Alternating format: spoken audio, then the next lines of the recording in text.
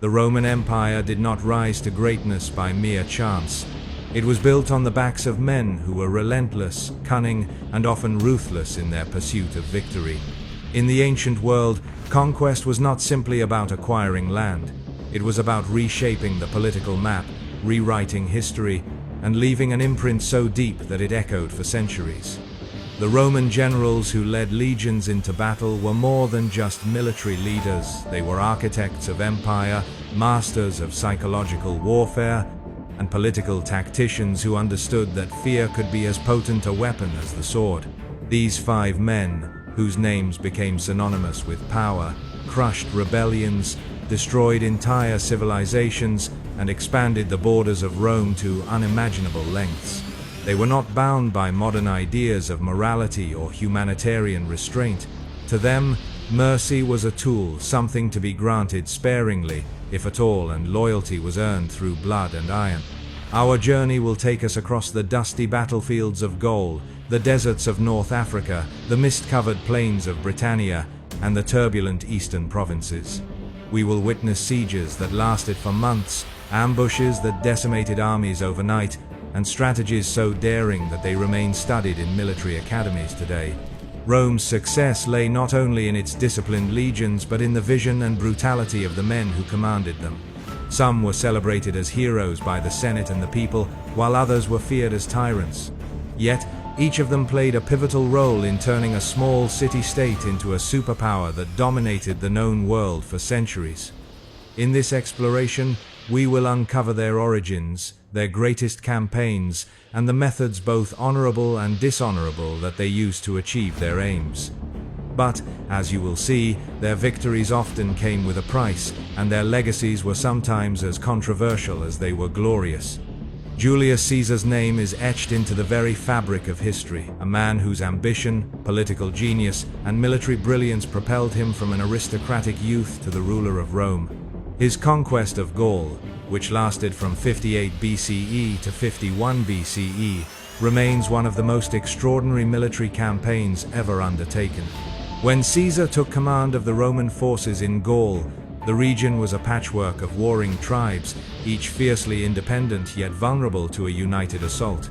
Caesar saw an opportunity not only to secure Rome's northern borders but also to amass personal wealth and political power. He moved with speed, striking at tribes before they could form alliances. His strategy was simple yet devastating: divide and conquer. By pitting rival chieftains against one another, he ensured that no unified front could challenge Roman supremacy. The Siege of Alesia in 52 BCE stands as his crowning achievement. The Gallic leader Vercingetorix had rallied a massive force to resist the Roman invasion. Caesar, outnumbered, responded with one of the most audacious engineering feats of the ancient world: a double line of fortifications encircling Alesia to trap the defenders, while also protecting against a relief army approaching from outside. For weeks, the Romans withstood fierce attacks, hunger, and the elements. In the end, Vercingetorix surrendered, marking the fall of Gaul and securing Caesar's place as one of history's greatest commanders. But Caesar's ruthlessness was legendary. After battles, he often sold tens of thousands into slavery and executed entire garrisons that resisted too long. His aim was to send a message. Rome rewarded loyalty but annihilated defiance. His soldiers adored him for his charisma, his willingness to share in their hardships, and his generous distribution of spoils. The Senate, however, grew increasingly wary of his power. Caesar's military conquests gave him unmatched political leverage. Crossing the Rubicon in 49 BCE, an act of open rebellion sparked a civil war that would end with him as the dictator of Rome. His reign was short-lived, cut down by assassins on the Ides of March, but his military legacy endured. He had expanded Rome's reach, redefined its military tactics, and demonstrated that a single man, with vision and ruthlessness, could reshape the fate of an empire. Before Scipio Africanus rose to prominence, Rome had met its match in Carthage, a maritime superpower whose armies under Hannibal had humiliated Roman legions for years. Hannibal's crushing victory at Cannae in 216 BCE left Rome in shock, its legions decimated, and its allies wavering. Many believed the Republic was on the brink of collapse, but Scipio, a young and relatively untested commander, emerged as the man who would turn the tide. Scipio's rise was fueled by both talent and circumstance. Surviving the disaster at Cannae as a teenager, he swore an oath before the gods that he would not rest until Carthage was defeated. His charisma, strategic vision, and political cunning won him the trust of soldiers and senate alike. But it was his unorthodox thinking that truly set him apart. While other commanders focused on defending Italian soil, Scipio proposed something radical: take the fight to North Africa itself. His campaign against Carthage was a masterclass in logistics, diplomacy, and battlefield innovation. Landing in North Africa in 204 BCE, Scipio allied with Numidian forces under Massinissa, securing the cavalry advantage Hannibal had long enjoyed. He drilled his legions relentlessly, integrating Roman discipline with the swift, mobile tactics of his Numidian allies. The climax came at the Battle of Zama in 202 BCE. Hannibal, recalled from Italy, faced Scipio on the open plains. The Carthaginian war elephants, terrifying beasts that had crushed Roman lines in earlier battles, were neutralized through disciplined gaps in the Roman formation. Numidian cavalry harassed Carthaginian flanks, while Roman infantry pressed forward in disciplined waves. By day's end, Hannibal was defeated, Carthage sued for peace, and Rome stood as the unrivaled power of the Western Mediterranean. Scipio's ruthlessness emerged not in wanton slaughter, but in the terms of Carthage's surrender. Stripped of its navy, forbidden from waging war without Roman approval, and forced to pay massive reparations, Carthage was reduced to a shadow of its former self. Scipio returned to Rome hailed as a hero, earning the title Africanus. Yet, his political career was plagued by jealous rivals, and he eventually withdrew from public life in frustration. Even so, his legacy was immense. Scipio had demonstrated the value of taking bold, strategic risks, forging alliances, and adapting enemy tactics for Roman use. His victory over Hannibal was not just a military triumph, it was the moment Rome secured its path to imperial domination. By the late 2nd century BCE, Rome faced a crisis unlike any it had seen before. Barbarian invasions from the north threatened Italy itself, and Rome's citizen-based army was struggling to meet the challenge. The Republic's traditional recruitment system, relying on land-owning citizens, could no longer field the massive, sustained forces needed to defend the empire's expanding borders. Into this void stepped Gaius Marius, a man whose reforms would transform the Roman military forever. Marius was not born into the aristocracy. Hailing from humble origins in Arpinum, he rose through the ranks on merit, earning a reputation as a relentless soldier and a capable commander. His chance for glory came when the Senate entrusted him with the war against Jugurtha in Numidia. Marius proved his mettle, but it was his later campaigns against the Germanic tribes, the Teutones, and the Cimbri that would cement his place in history. Recognizing that Rome needed a larger, more flexible military, Marius broke with centuries of tradition. He opened army enlistment to the Capitcensi, the poorest citizens, who previously had been excluded from military service. In doing so, he created a standing professional army whose loyalty was tied directly to their commander, who paid their wages, provided equipment, and promised land after service. This reform not only increased manpower but also fundamentally changed the relationship between soldier and state. His tactical innovations were equally significant. Marius standardized weapons and armor, reorganized legions into cohorts for greater flexibility, and improved logistical systems to ensure faster movement and supply. His legions became hardened, mobile, and capable of enduring long campaigns in hostile territory. The Battle of Aquae Sextiae in 102 BCE showcased his genius. Facing the massive Teutonic force, Marius used terrain to his advantage, concealing a portion of his troops in the hills to ambush the enemy at the critical moment. The result was a slaughter that effectively ended the Germanic threat to Italy. However, Marius's ruthlessness lay not only in battle but in politics. His control over his legions made him a power broker in Rome, leading to a bitter rivalry with Lucius Cornelius Sulla.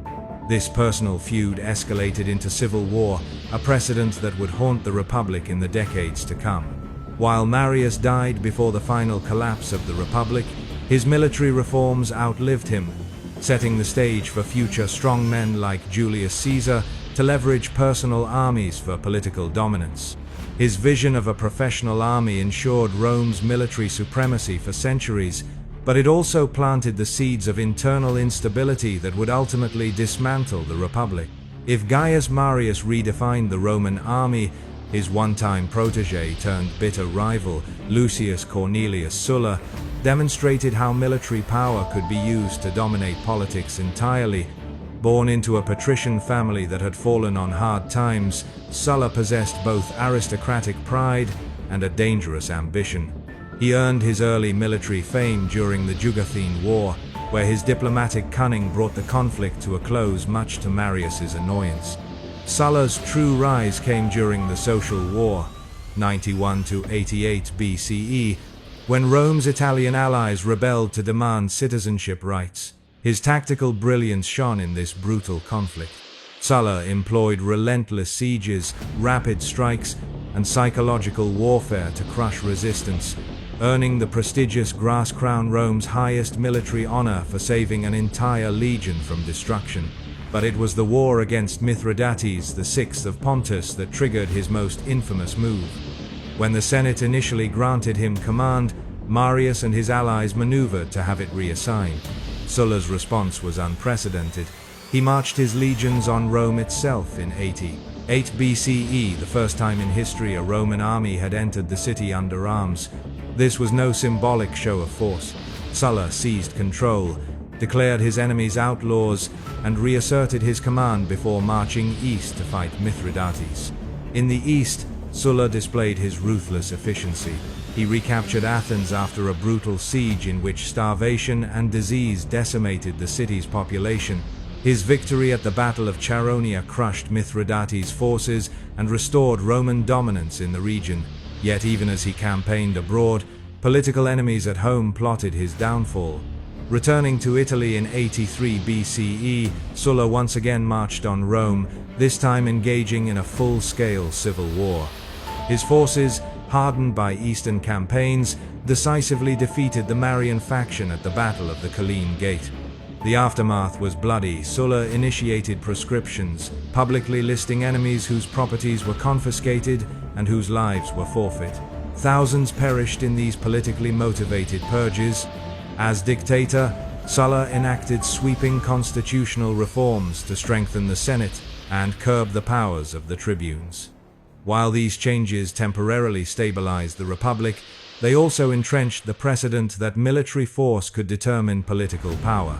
Sulla retired voluntarily in 79 BCE, an unusual move for a man of his authority, but the damage was done. He had shown future leaders exactly how to use armies to seize Rome itself.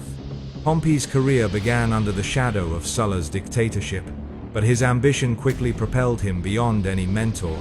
Nicknamed Magnus the Great by his troops, Pompey's campaign spanned 3 continents and showcased a blend of audacity, speed, and political acumen that made him one of Rome's most celebrated generals. Pompey first made his mark during Sulla's civil war, raising his own private army at the age of 23 and delivering decisive victories for the dictator. His early loyalty earned him rapid promotion, but it was his independent campaigns that cemented his reputation.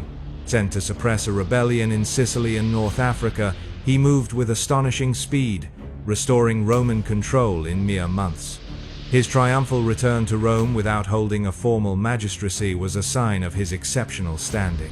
One of Pompey's most famous achievements was his campaign against the Mediterranean pirates in 67 BCE.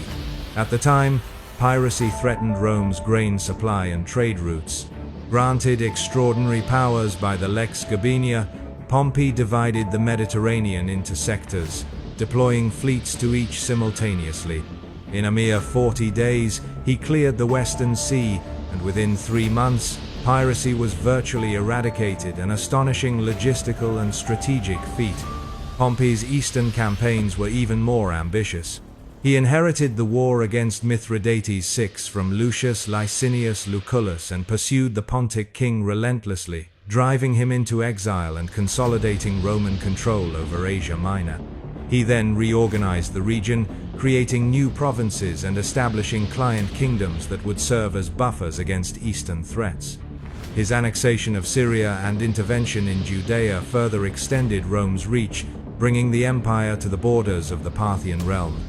But, like so many great Roman generals, Pompey's political career was entangled with his military one. His alliance with Julius Caesar and Marcus Licinius Crassus in the First Triumvirate gave him unparalleled influence, yet tensions soon surfaced. When Caesar's growing power threatened his own, Pompey sided with the Senate, setting the stage for the civil war that would decide the fate of the Republic. Defeated by Caesar at the Battle of Pharsalus in 48 BCE, Pompey fled to Egypt, where he met a tragic end, assassinated on the orders of Pharaoh Ptolemy XIII. His severed head was presented to Caesar, a grim reminder of how swiftly fortune could turn in Rome's ruthless world. Pompey's legacy was one of unmatched expansion.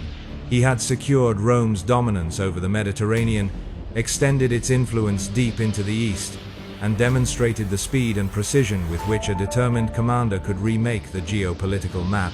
Yet his fall also illustrated a recurring truth in Roman history, that in a system where military power equaled political power, yesterday's conqueror could become tomorrow's casualty. The five generals we have explored, Julius Caesar, Scipio Africanus, Gaius Marius, Lucius Cornelius Sulla, and Gnaeus Pompeius Magnus, were not merely warriors. They were architects of empire whose decisions shaped the destiny of Rome for centuries.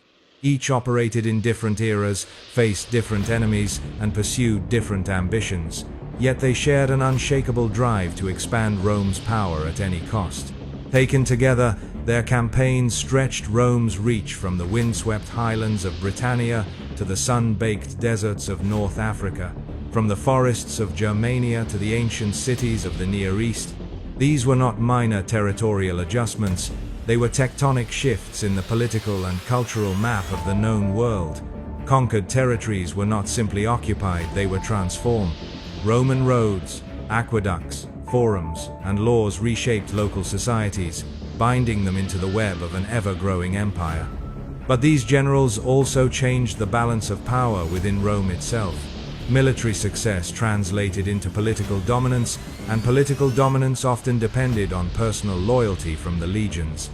Marius's reforms had professionalized the army, making soldiers more loyal to their commanders than to the Senate. Sulla had demonstrated that a general could march on Rome and take control of the state by force. Pompey and Caesar had shown that alliances between ambitious leaders could temporarily stabilize power, but could just as easily descend into civil war. The ruthlessness of these men cannot be overstated. Their willingness to annihilate enemies, massacre populations, and impose harsh reprisals was not a byproduct of war, it was a deliberate strategy to instill fear and ensure obedience. And yet, their charisma, generosity to their troops, and undeniable competence inspired loyalty that outlasted their deaths. Their combined legacies created a Rome that was both stronger and more fragile. Stronger because its military machine had never been more disciplined, its territory never more vast, and its prestige never higher. But fragile because the precedent had been set. The path to supreme political power lay through military command, and the army's loyalty could be the deciding factor in Rome's governance. The stories of Rome's most ruthless generals are not just ancient history, they are case studies in power, leadership, and human ambition that resonate even today. The qualities that define them, strategic brilliance, adaptability, political cunning, remain essential for leaders in any age. But so too do the dangers they embodied. Over-reliance on personal loyalty, the temptation to bypass lawful authority, and the corrosive effect of power wielded without restraint. In military academies around the world, the tactics of Caesar, Scipio, and Marius are still studied for their ingenuity. Scipio's feigned retreats at Zama, Caesar's double fortifications at Alesia, Marius's organizational reforms, these maneuvers and policies continue to offer lessons in adaptability and innovation. Sulla's and Pompey's campaigns reveal the importance of logistics, rapid deployment, and the careful management of alliances. Yet their legacies also serve as cautionary tales. Sulla's proscriptions and Caesar's crossing of the Rubicon highlight the dangers of military power overriding civil authority. The repeated pattern of civil wars in Rome's later history was a direct consequence of the precedents these men set. The empire they built was vast and impressive, but its internal political instability would eventually erode its foundations. Culturally, their conquests accelerated the spread of Roman law, architecture, and language, laying much of the groundwork for Western civilization. Latin became the lingua franca of an enormous portion of the ancient world.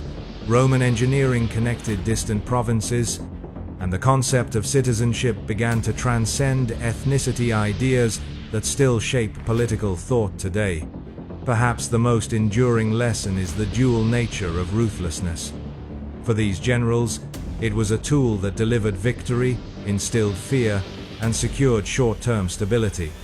But over the long term, the very same ruthlessness bred resentment, resistance, and cycles of revenge.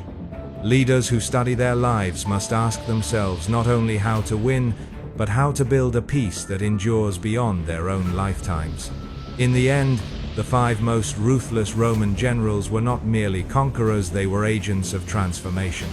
They expanded borders, redefined military strategy, and altered the very structure of Roman politics. Their triumphs made Rome the greatest power of its age, and their legacies continue to influence the way we think about leadership, ambition, and the complex, often dangerous interplay between military might and political authority.